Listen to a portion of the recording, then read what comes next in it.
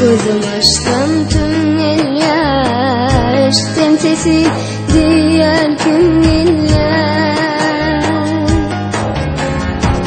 Kete ağlap buradım diyen bunu ölüsünler.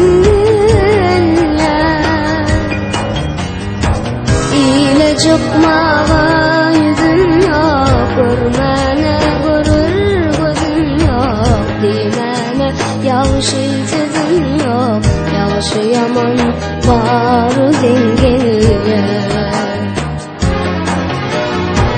İle çıkmağa yüzüm yok, görmene görür gözüm yok.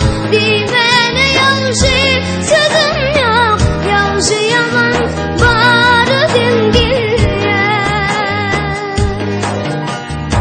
Aç gözüm Tanrım göreyim, ya da sal yere gireyim. Gözüm aç Tanrım göreyim, ya da sal yere gireyim.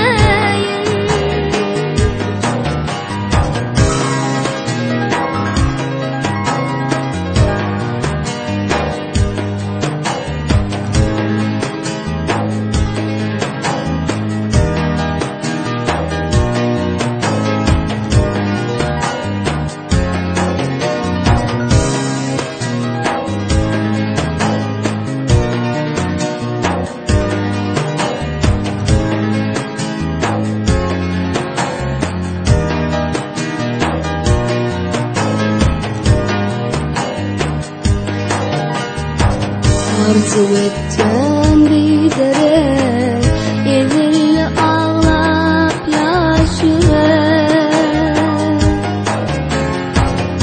Süt veren çok evet, senden başka men kime gerek?